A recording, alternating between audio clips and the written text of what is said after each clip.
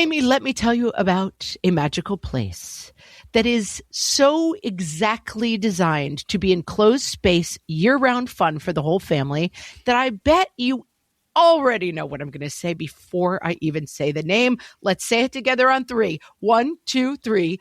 Great Wolf Lodge. You got it, Amy. My kids loved Great Wolf Lodge when we went. You probably already know that it has a huge indoor water park with a wave pool, lazy river, a bunch of massive water slides. But then your pack can hit the other attractions because, wait, there's more. Great Wolf Lodge has adventure-packed attractions like Magi Quest, a live-action game kids can play throughout the lodge, plus the Northern Lights Arcade. Spent some quality time there, so your kid who loves the lazy river and your kid who loves fantasy games will both have a great time. Great Wolf Lodge also offers great dining options and complimentary daily events like nightly dance parties, all under one roof. Unpack the car once and you're settled in to have fun. And with 22 lodges across the country, you're always a short drive away from adventure.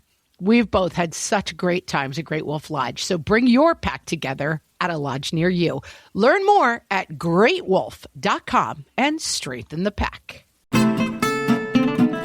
And so therefore, young man, what fresh hell? Laughing in the face of motherhood. You go from being superhero to Clark Kent. With Margaret Abels and Amy Wilson. She was the Wicked Witch of the West. A podcast that solves today's parenting dilemmas so you don't have to. You degenerate ingrates. I will give you a 40-minute lecture about how much you stink.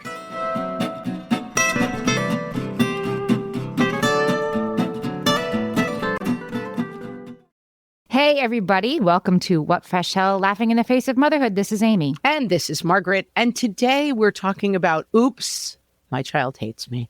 I love this. So this week you did the prep. I have a few hot takes because I think I know what this is about, but maybe I don't. So and away we go. But first, you know who doesn't hate us? Sarah on Facebook from our mailbag. Oh, yes. Wait a minute. Time for mailbag. Wait. Check the mailbag. Amy and Margaret, look and see. Oh, yeah. She says, I'm one of those people who likes to start things at the beginning. So about a year ago, I started listening to What Fresh Hell. I finally made it to the COVID era and this morning finished the yearly wrap-up episode from 2020. There was a comment, I think, from Margaret that they were debating what to do with the COVID episodes, but left them up as a little time capsule. And I just want to say the episodes really have been a time capsule. I was brought back to the fear, confusion, frustration, but also the humor and fun things we did to get through that time. Thank you for keeping these episodes up. It's been fun going on the ride again. Wow. Yeah. I'm not sure I want to revisit it. I'd be interested to listen to the beginning COVID ones again, just to hear what it was back then. And it's a good reminder. You can hear our entire back catalog on our, wherever you're listening to this. That's you right. Can go back and listen to any episodes. And if you'd like to listen to all of those episodes ad-free, you can subscribe to What Fresh Hell Plus. And you can go to our website and find the link for that. Very, very easy. We'll put the link in the show notes because it really is easy and you can listen wherever you're listening right now. You don't need now I have to download a separate app or whatever. You can 2 taps and you can keep listening. And you also get a bonus episode once a month. Love it. So I now have a 13-year-old, a 15-year-old, and a 16-year-old. When we started teenagers, this podcast, I had a 3-year-old, a 5-year-old, and a 6-year-old, right? I guess that's right. It was 10 years ago. And I remember talking to you, Amy, you were saying it's just can be really painful when the kids are hard on you or hate you or turn on you or are tough on you. And how old would my kids have been at this point? My kids were 13, 11, and 8. Yeah. So I was 5 years ahead of you. And And maybe it was a couple of years in. So let's call them tweens and teens, your kids at the time. And I was kind of dismissive of it at the time. Well, they do that 10 times a day and who cares? They're so cute. They're like, you stink. And 5 minutes later, they're hugging you because I was seeing it from the perspective of someone with little kids. And one of the phrases that I hate is bigger kids, bigger problems, because I think it's so hopeless and it's so, I don't know. I just am I get it, but I don't find it to be entirely true. It encapsulates the whole it gets slowly worse from here thing that we hate that people I don't say about parenting. It, but I also get why people say it. And I think that bigger kids, bigger connection to you, and therefore bigger kids, bigger hurt when it feels like they really do hate you, you know? Well, I guess my hot take on this is that it is normal and supposed to happen. Yeah. And that doesn't make it any easier when they turn on you. And sometimes they really turn on you and it is very hard to deal with. And so I don't want to be like, get over it, Mom. Like there are times that this can get really, really painful and it doesn't last forever, but it's still hard while it's happening. Yeah, for sure. And I think that when you were talking about it with your older kids at the time, I was like, who could care what their kids think of them? Because my kids were sort of young enough that I was getting 90% love and 10% foot stomping that I still found adorable. Right. I will say, as a mom of teens, that dynamic has shifted pretty profoundly. And maybe I'm getting 10% love and 90%. I can't believe you said that stupid thing. Please don't use our cool hip slang. How do you even know this song? It's not so much hate, although I get some of that as well. It's just you go from being superhero to Clark Kent, I would say, when your kids get older. And that's a very hard transition. I remember when my kids were really little, we used to do an Easter egg hunt every year. We had a bunny suit and my husband was the Easter bunny and he would come out dressed as the Easter bunny and the kids would just follow him around and certain kids would be holding his hand the whole time. They loved the Easter bunny and little Mateo would follow the Easter bunny and he and the Easter bunny would be playing and blah, blah, blah. And then eventually my husband would go take off the suit and come back out to the party and be like, hey, Mateo. And Mateo would run away from him because obviously he did not know that my husband was the Easter bunny. But I think it's kind of a metaphor for this part of my life for me sometimes that I think when the kids were really little, I was the Easter bunny. And now I'm just a person, and a person who, I don't know, they're not that into. We had Wendy Mogul on the podcast who wrote The Blessing of a Skinned Knee, really great parenting expert. And she was one of our first guests. And I remember I was so excited that we had her because I really admired her. And she wrote a book called Voice Lessons for Parents. And I remember in the interviews, we'll put the link in the show notes, because I remember saying to her, my kid says, don't make that face. When you make that face, I know you're not listening. I'm like, I'm not making any face. I'm trying to prepare to be neutral. And it's me like, don't do that. And so hypercritical of me. And I don't know what to do about that. So tell me how to make my kid not think that. And Wendy Mogul's response at the time was, we probably do have a I'm not really listening face. Your kid's probably telling you the truth. And I was like, what? Unwelcome message. Yeah. But I do think that's the really hard part of this. They're all of a sudden rejecting you for the tiniest, most unpredictable reasons. It just makes it like, but you're wrong to be doing this. And the idea that there might be some way you can adjust your behavior in response feels unfair, but I also think it might be true. Absolutely. And I mean, I've been talking about it a lot. That's the journey that I'm on right now is, my kids are pretty much cooked at this point. They don't need my guidance. I don't need to be sitting there going like, stop doing that. Don't do that. Leave it that. I don't need to be correcting them every 10 seconds. It's done, basically. I mean, not entirely, I get it. But, I think it is a really hard adjustment. And for them to back away and for you to back away, it's a two-part dance, I would say, the whole thing. Yes. So let's start with the headline. Your child does not hate you. Even if they say they do? They don't. They really don't. I mean, they are, I believe that really most of the hate is a fear of the closeness of the bond. Getting a child to hate you is very, very hard to do. And I would argue that if you're listening to this podcast, you're doing a lot, and from the NIH, obviously, at the far end of this perspective, when social workers, doctors, police officers try to intervene with abused children, those children lie to protect their parents. They want to stay with their parents. That bond between parent and child is extremely deep. Now, that's not saying that's healthy, that they're that bonded with abusive parents. It's just that I think that we have to accept the premise that our children are connected to us and love us so that we can drop the rope a little bit sometimes of, I have to do this to make sure they love us. Have confidence in your child's love for you because it's there. It may be just covered up by conflict and behaviors at any given moment. I've had really hard times with this when a kid is really rejecting me, like you're really in the tumble dryer. And I come from the future to say, this will probably happen with you. And then it will happen with the other parent. If you have a parenting partner, it has stuff to do with the gender of your kid and the gender of it's stages. And when you're in it, it's painful. And I really have found it hard to accept. They're just saying these things. They don't really mean them. Like, I think they do really mean them. Oh, I don't think that that's 10 even seconds true. They do. But yes, that's what I have been encouraged to let go of, that I need to at all internalize. you're actually the worst mother in the world is something that they really mean on some deeper level. Well, and I think that you're bonded with your children. This is what the quote from the NIH, the ability to bond with a caregiver is such a strong biological imperative that once that bond is formed, even in an abusive situation, it's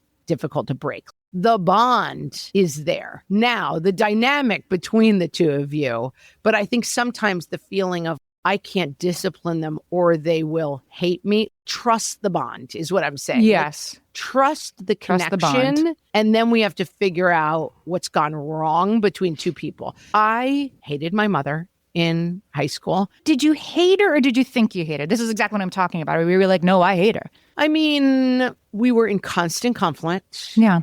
I found everything she said to be wrong, annoying, and dumb. And she really didn't like me either. I think we really didn't like each other. The love probably is a constant. But at a certain point in like junior year of high school, maybe, we had gotten to the point where we were just like two wet cats in a bag. We could not find a way to say or do anything that didn't just drive the other person crazy. And we eventually had kind of a summit with my dad, who was like, you are not getting along. You don't like each other. Take steps away from each other. We are not going to constantly come together and have the same fight every single day. We had a separation, basically, like a marital separation. While living in the same house. I mean, you didn't move out or anything. I did not move out. It was just like peaceful coexistence and we're just going to leave each other alone. Or just coexistence. Okay. Our only goal is to coexist without constant conflict. Mm-hmm. And maybe during that conversation, I'm sure we talked about the fact that we love each other, but we cannot get along right now. We are too...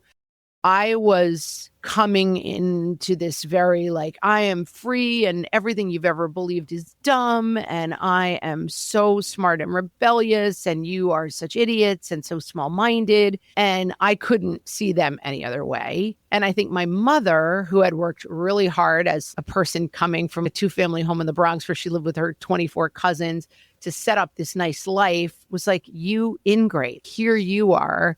I finally got to the nice things and you're wearing ripped jeans and putting safety pins through your ears. Like, what are you doing? We were just totally not seeing the world the same way. And we did soft separate. We consciously uncoupled, basically, as for my junior and senior year. So what did that look like? You're in the same house and it's just like, good morning, like you're civil to each other, but you're just going to leave each other alone? Is that kind of how it played out? Pretty much, I think. I mean, again, it's funny. I remember the meeting very much. And and my mom and I, of course, I'm hair trigger temper. And I think she was kind of the same, that we just were like truce. And then we coexisted rather than every breakfast being like, do you want this? What are you trying to say about what I want? Everything would set us off. It was kind of like truce. I'll make my own breakfast. Just stay out of each other's hair so that we're not hitting the landmine. And that probably felt scarier for your mom. For you, it was probably like, awesome. Sounds great. Yeah. See you I mean, tonight. in some ways, I look back and I was like, wow, that was really smart and big of my mom to do. Because for me, it was like, finally free of these dumbos. And then for my mom, and I do think that a lot of it came from a sense of concern. It was a little bit of a miscommunication. I was a quote unquote rebel. I didn't get good grades. My best friend was kind of real lunatic. And I think my mom thought I was really going off the rails in this very profound way that she was worried about. And I do think, even looking back, that I was like, it's fine. I am under control. You know what I mean? But it's hard to believe that when you see your kid, whatever the small infractions I was committing, which were not, I mean, I was not a wild kid, but I was much more. My other 3 siblings were like, dinner at 6:30, I'll be there. And I was not. And I was going out late on the weekends and not coming home. You know, I mean, it was hardly, but I think that my mom saw it very much. She was writing this whole story of she's not getting good grades and she's going to this and she's going to that. And she was And then imagining this whole line of trouble that she had to stop at this very early point. And I think I was a little bit like, it's fine. Just let me breathe a little bit, but I'm not going to run off and be doing drugs in the Bowery. I don't know. And so we had to figure that out. And it took a while. Let's take a break. This is a fascinating conversation. I can't wait to hear more. Hellions, it's time for some spring cleaning. And I don't just mean the coat closets. Doing your financial spring cleaning can actually be super easy when you let Monarch do your financial spring cleaning for you. One dashboard that gets your entire financial life organized. No more clutter, no more mess, no more logins scattered everywhere, just accounts, investments, property, and more, all in one place. Get your first year of Monarch for half off, just $50 with promo code FRESH. Monarch allows you to look not only at what you've already spent, but also to plan for the future. With Monarch, you can set savings goals, plan for big purchases, and notice spending trends before they become a problem. I can generate cash flow reports that show me what we spent this quarter, this month, what we're probably going to spend next month, and feel prepared, organized, and knowing how to plan for the future. No more surprises and a lot more clarity. Try Monarch. Use code FRESH at monarch.com to get your first year half off at just $50. That's 50% off your first year at monarch.com with code FRESH. My favorite skincare products actually feel more like self-care, like they're so nice to put on and they smell so good that I'm actually happy when I get to that part of my day.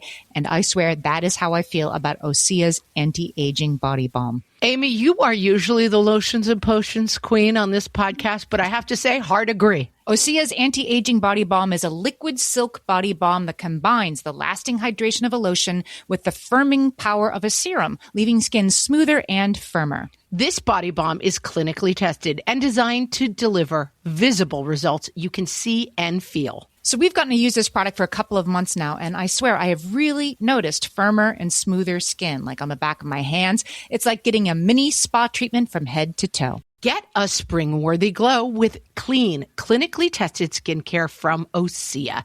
And right now, we have a special discount just for our listeners. Get 10% off your first order site-wide with code FRESH at OseaMalibu.com. That's 10% off your first order with code FRESH at OSEAMalibu.com. All my kids learned to swim when they were little. It was super important to me that they be confident and safe in the water.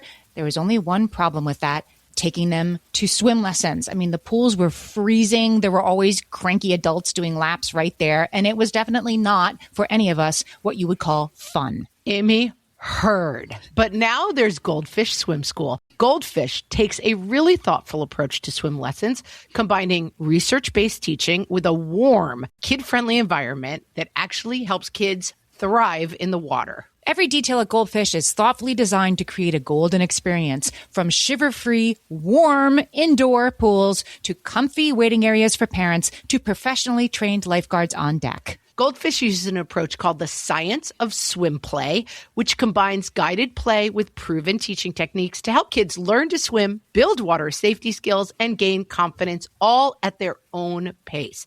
Lessons are designed to meet kids exactly where they're at. If you've been thinking about swim lessons or just wondering where to start, this is a great opportunity. Right now, Goldfish Swim School is offering a waived membership plus your child's first lesson free at participating locations. Just visit goldfishswimschool.com/free to find a location near you and enroll using promo code FREE. That's goldfishswimschool.com/free, promo code FREE.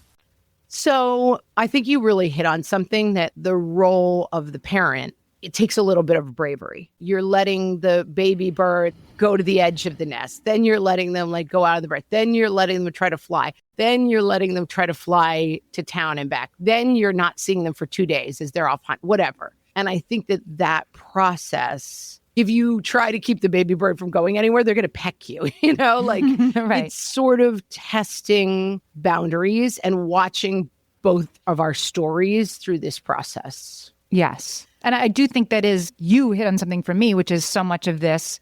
If we're saying, okay, we're bringing something to this too, as Wendy Mogul encouraged me to believe all these years ago, that it is, yes, your fear of, but if I don't show them that this is the way now, then who knows what's happening 8 years from. You're thinking so many steps ahead instead of staying in the moment. And you are one example. And this kid that I did not have a great relationship with is another example, because I do now. And it's work on the kid's part, it's maturing, and it's work on maturing on the parent's part too.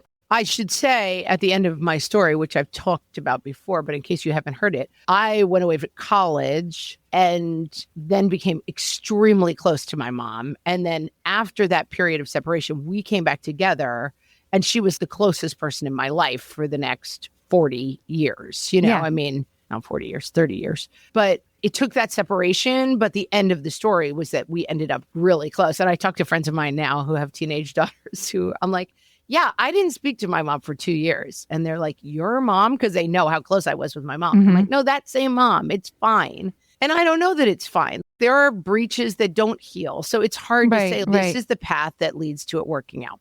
But let's break down children hating us year by year, shall we? Okay. Ages and stages. So this is from an article from Today's Parent, an age-by-age guide to dealing with I hate you. What they mean, says Jean L. Williams, an Edmonton-based psychologist, is I can't handle the situation and I don't have the skills to respond in a more mature way.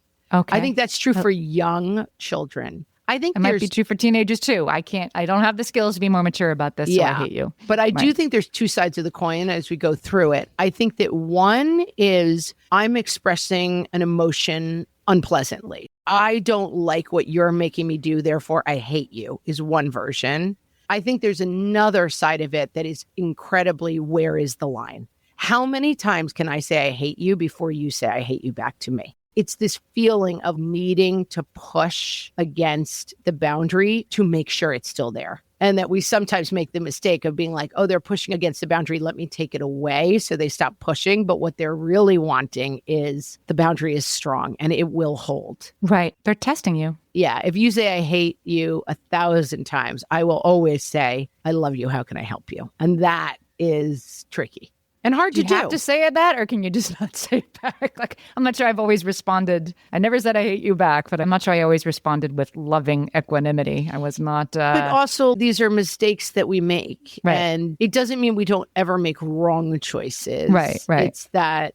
Have you read the book Beautiful Boy? It's about a young boy who's in drug addiction and his father is writing the story. I remember the movie with Steve Carell, yeah. They made the movie with Timothée Chalamet and Steve Carell. The boy falls into drug addiction and at some point the dad goes out and smokes a joint with the kid. Like, maybe this will bond us together. And he realizes he's made this terrible mistake. The worst thing he could do is be like, let's do this together. Mm-hmm. He's completely ruined the boundary. He was desperate. He was trying anything. I don't think you can ever look at this and be like, well, here are the 4 choices you can make if you're a good parent. And here are the 5 choices you will make if you're a bad parent. It's like someone screaming, I hate you at you. You're not going to be your best self. Right. Let's start with little kids, because little kids, that feels, as you said, that's a little bit more like, oh, look at you.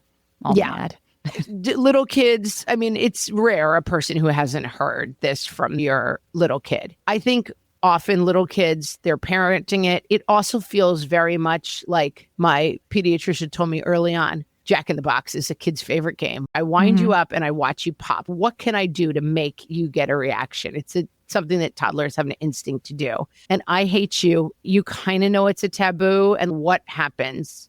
Mom is this kind of monolith who I don't even barely understand theory of mind that we're different people. But what if I hated her? What if I said that out loud? It's not like they're thinking about it that deeply, but there's a weird instinct of what if I punched this person in the face, which happens, like what if your toddler hits you? Right. Yeah. They do. Yeah. As they move from you're just my giant helpful teddy bear to you're somehow separate than me. Mm-hmm.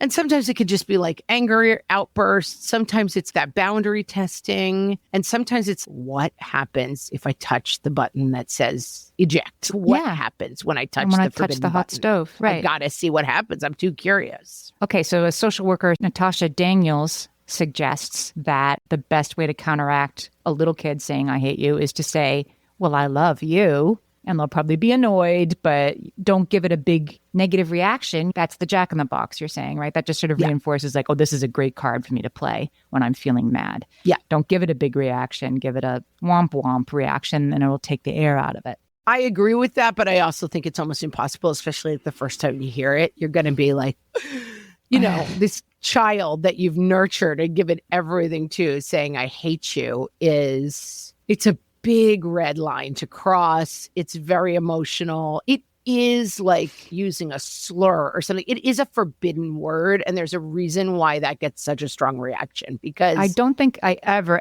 said those words out loud to either one of my parents, but I very much remember telling my mother she was the Wicked Witch of the West, and having my grandmother, her mother-in-law, was in the room and was like, like nothing more transgressive had ever been said. We're like, that's right. You're the wicked witch of the West. So it was the same impact. I know somebody, and I remember their child was expressing, I want to kill that guy. And she was like, we don't say that in the house. And the child would say, I want to X that guy. But he was he needed to express this very strong emotion. Right. And this is also like a set point. You might have 4 kids and only one of them ever says, I hate you to you. Mm-hmm.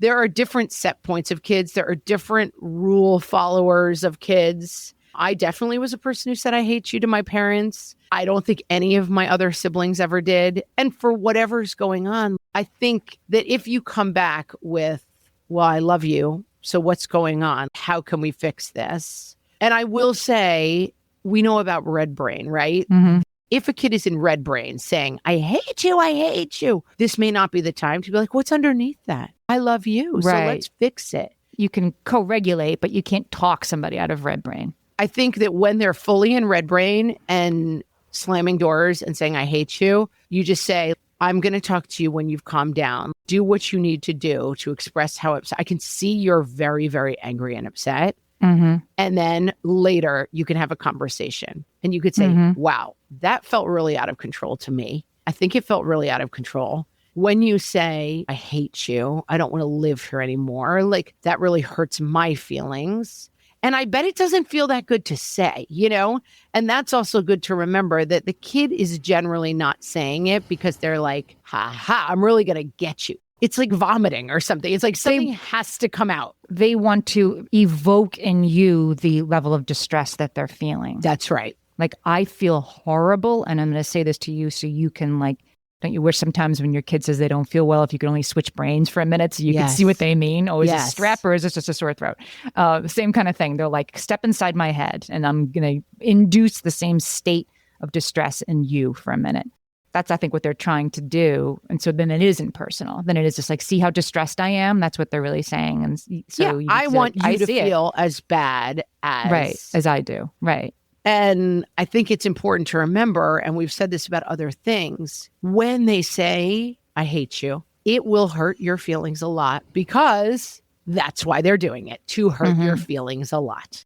And so, yes, let it hurt, but don't jump on the roller coaster with them if at all possible. And if it shocks you, I think that trying to avoid ever having a bad moment with your kid is a terrible goal. I think that we all make mistakes.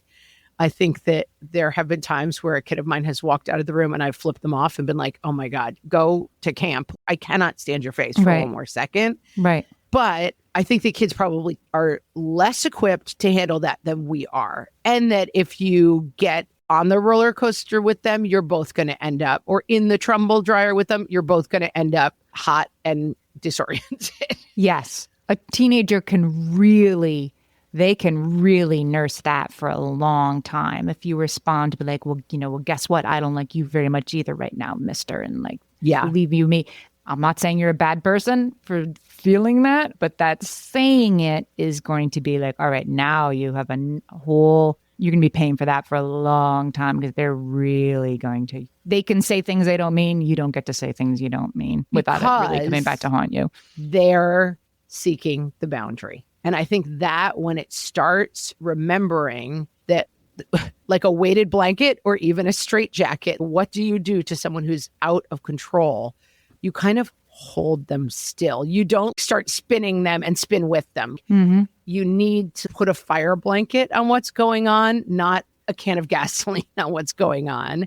And they're coming to you to be like, I feel unlovable. This is what they're saying. Therefore, I bet mom doesn't really love me. And I'm going to prove that by making my actions so unlovable and pushing her to admit that she doesn't love me. My negativity bias is seeking confirmation that everything's as bad as I think it is. If you give that confirmation, it leads to more problems. And I think part of it is identifying when we're in red brain. Like, I have had a kid who was very angry and saying really hurtful things. And it's like, okay, I'm going to wait for you to calm down.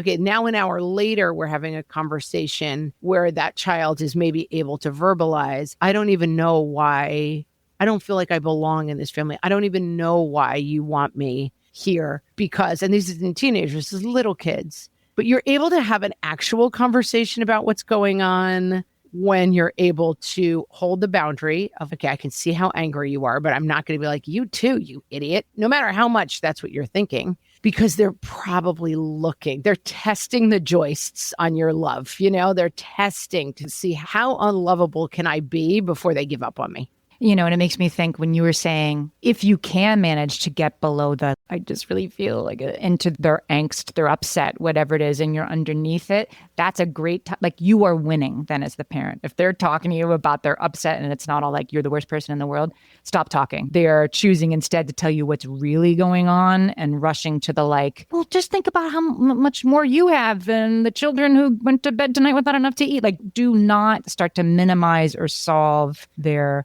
global despair when they're finally talking to you about that instead of how much they hate you. You're winning, so just be quiet and let them talk. Take the W. Exactly. Yeah. I have another thing to say about that. We'll be right back. You know that thing where you get an amazing pair of shoes at a really great price and want to tell everyone about it? Yeah, so do we. Here at Designer Shoe Warehouse, we'll give you something to brag about, like the latest styles from brands you love, or the trends everyone's obsessing over, or shoes that make you feel like, well, you. So go ahead, show off a little. Find shoes that get you at prices that get your budget. Head to your DSW store or DSW.com today. DSW, let us surprise you. Amy, when I'm having a good hair day, it usually makes my whole day better. And that's why on every day, I'm taking Nutrafol. Nutrafol is the #1 dermatologist-recommended hair growth supplement brand. And it's the #1 hair growth supplement brand personally used by dermatologists. Nutrafol's hair growth supplements are peer-reviewed, NSF certified for sport, and clinically tested. Nutrafol offers multiple formulas for men and women, tailored to different life stages and lifestyle factors, so you get support that's actually right for you. Adding Nutrafol to your daily routine is easy. Order online, no prescription needed, with automated deliveries and free shipping to keep you on track. Let your hair be one less thing to worry about. See visibly thicker, stronger, faster-growing hair in 3 to 6 months with Nutrafol. For a limited time, Nutrafol is offering our listeners $10 off your first month subscription and free shipping when you visit Nutrafol.com and enter promo code LAUGHING. That's Nutrafol.com, spelled Nutrafol.com, promo code LAUGHING. And now, things we hate, the speed round. From the What Fresh Hell podcast. Birthday parties. Including, but not limited to, indoor play spaces, birthday parties we forget to attend, birthday parties that are way too long, and the horrible crime that is goodie bags. The word I longed to hear for my whole life that I now hear 45,000 times a day. Mom, mom, mom, mom, mom, mom, mom! Winter clothing. Oh, how is it already freezing? I don't know. The gloves are still in that box in the attic. You'll have to wear these oven mitts until I can find something else. Pushing the swing at the park. Can we put a motor on these things already? My arms are killing me. Sunscreen. Beach days used to involve like swimming, maybe a little volleyball, if you're lucky, a cocktail. Now they involve coating angry small people in Elmer's glue every half an hour. This has been Things We Hate, the Speed Round. From the What Fresh Hell podcast.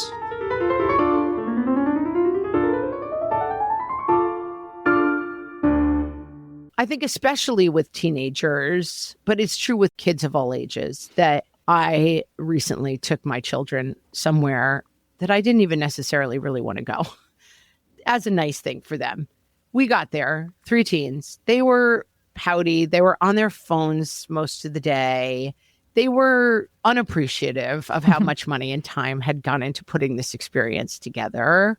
And I was just sniping at them all day and night. And I was so mad because I was basically like, you little ingrates. You could be there and stare at your phones the whole time and act like you were being tortured when you're in a place that costs X amount of dollars and no one else gets to have this experience that I went out of my way. And I think that trying to teach certain lessons can be very counterproductive at points. You know what I'm talking about? Like what they were displaying was, in fact, very typical teenage behavior. Not that it's attractive behavior, but teens being disengaged and sitting on their phones as opposed to like participating with everybody and realizing, oh, wow, look at how nice this pool is and what a great opportunity to be here. That we were just coming in from very different points of view. And I was not giving that any credence. I was just going straight to you, degenerate ingrates. I will give you a 40-minute lecture about how much you stink.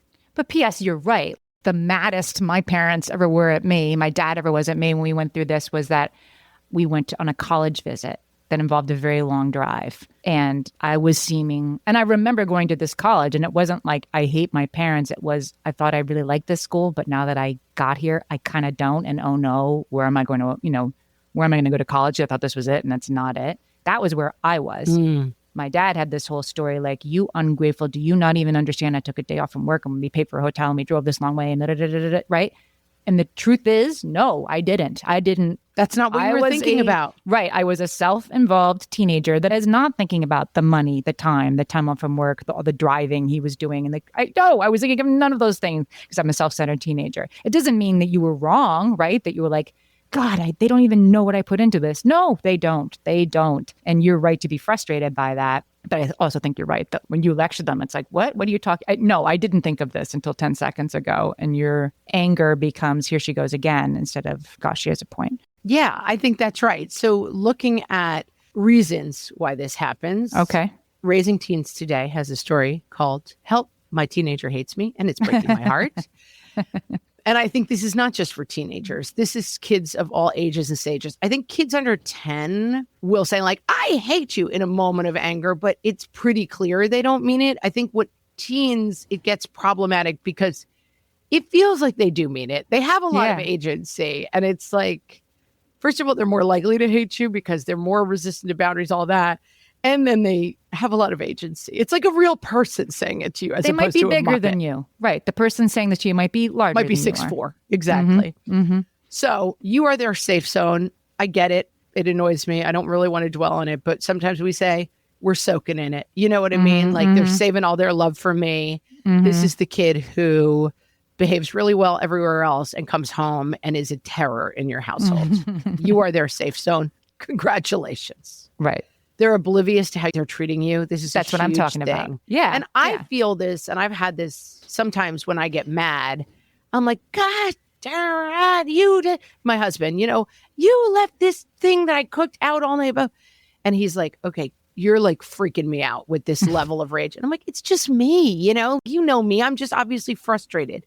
But other people don't interpret your anger that's coming at them like a fire hose. It's like, oh, that's just Meg. She's just frustrated that she's just blowing off steam. She's just blowing off steam. They are experiencing what you are trying to give as a helpful critique as a flame blower to the face. And that's not, you got to realize, and teenagers are huge like that. They're not really thinking when it's like, I wish I was never born in this family.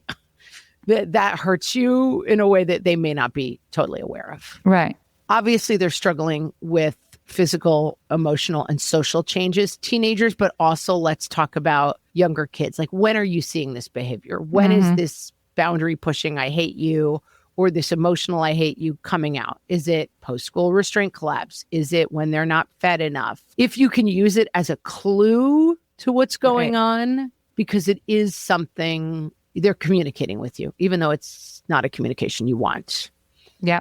Teenagers especially are trying to define themselves as independent. It's the work of becoming an adult. It's what it's all about, right? They're learning to leave us and be on their own. Yeah. A little bit at a time. And when you think about it, it's easier to leave people you hate and don't have any connection to and don't like and don't respect than it is to leave the people who have had your back for your whole life. And so this goes two ways. I want to say a little bit about soiling the nest, which most people have heard of that. It's this idea that your kid will prepare to leave home, to go to college or to leave home by being like, this place stinks anyway. They might not mean it, but they need to think they mean it in order to be able to go. And it goes two ways. I was researching this for Happy to Help, and it goes two ways. The mom who was like, get this kid back to junior year because I can't take it anymore. That's just the soiling of the nest happening in reverse. It's hard to be sundered. So you suck anyway, is how all of us prepare psychologically to do it. And the soiling of the nest is not just internal. It can be very much like, I hate this food. I hate your rules. It's very much, it can be external as well. It's not just what they're thinking. The actions come out as, yes. Yeah. Look at how much it sucks here because someone's always yelling, oh, hi, that person's me. Right. Right. I think this is important. Is it a mask to hide something else? This is all ages and stages. So I would say, I'm not a psychologist. I don't know anything, but I think I hate you, Mom. I hear often, I hate myself. I hate how I feel. And you got to get underneath what's going on with the I hate you, because I do think it's almost always a dysregulation. It's a good indicator of dysregulation, unless it's happening every single day, at which point I think you need to probably get in a professional to help you if you're just feeling like we're so lost in this that it does feel like we're just screaming I hate you at each other all the time. Yeah. So are they struggling at school? Are they struggling in a relationship? That, what is going on that is making them this unhappy that we're at I hate you a lot? This last one, this is the Wendy Mogul medicine that I didn't want to take. Yeah. Is maybe it is a little bit you. Maybe you are kind of all over them because you can't believe that they're going to be going to college next year. Maybe you are really worried about things, and so therefore telling them they have to do something every time they come in the room. Maybe you are overly controlling them. This is my work right now that I'm doing, and here's the thing, I'm not amazing at it, but it is true that my kids all have great behaviors and tough behaviors. And right now I'm looking at them all the time in the story of, are they ready to leave for college? Are they ready? Are they ready to face blah, blah, blah, blah, blah. And therefore I am super corrector all the time. Like, and do you know that in college, that if you're going to go on a date, you can't be eating your entire meal in 4 bites, and your date's only going to see the top of your head. And do you know that if you record stuff in public and everybody can see that, like I'm obviously fighting my own anxiety about, have I done enough to prepare them for the world so that they don't go out there and make terrible decisions or make terrible mistakes or get themselves in stupid trouble? Because when they're in my little nest, I have control. I'm feeding them. I'm, giving them everything they need, and I'm with them all the time. But now they're about to leave the nest, and this period of my life feels completely governed by my own anxiety of, I have to spend 24 hours a day being like, and don't send naked pictures of yourself on the internet. Like, wait, what? It's Tuesday. We were just talking about something else. Like, did you know that there's a scam where people call you and they want gift cards? That's not a real thing. Whatever it is, I'm panicked that they don't have the skills they need. And therefore, it is my job to correct every second of their behavior. Like, I'm trying to pack in years worth of learning while they're trying to enjoy a day at the beach. Something that's really helped me with this, I read it along the way. I don't even remember who said it, but it's really, really helped me, which is to make sure that if you have 3 interactions with your teen or kid who says they hate you, whatever, that only one of the 3 can be, did you do this yet? Please go do this. Did you email the school, walk the dog, unload the dishwasher? I definitely have the tendency of a kid sitting and looking at their phone is an opportunity for improvement. Oh, right? yes. Either the home or their GPA or whatever it is. Like, isn't there something else you should be doing? And it's not that I'm wrong. It's that for the good of my relationship, I need to make sure that 2 out of the 3 are like, hey, what's up? Did you sleep well? The end. So important. Yeah. I'm not doing it right now. I really need to work on, we talk about a list of responses. This 6-point list. Okay. 5-point list, which we'll finish on, is very, I think, apropos. This is when somebody says, I hate you, like things that you This is I hate could you. say. This is a okay. response. What to say. All right. I'm going to say, I had to add to it, make sure they're out of red brain. Don't respond to anything. If they're in red brain, it's just like, I'll wait for you to calm down. Like, if a person is actively slamming doors, you're not having any useful interaction. The only thing that's useful is to present as calm a response as you can. Yeah. A non-response as you can provide. Right. So number 1, that really hurt my feelings. It worked. You were trying to hurt my feelings. It did. And I acknowledge that I'm not too scared to say, it really hurt my feelings. I just used this. I won't name and won't give any more details, but boy, did it really stop the red brain in his check's like, what? I'm like, well, I think that's what you want. Yeah. That's really what you were trying to do. And it worked. And then you don't and so therefore a young man, no, nothing. Just, wow, that really hurt Let my them feelings. sit with it. Mm-hmm. Then try not to get on board. Right. That really hurt my feelings. And by the way, I hate your stupid face too. You know?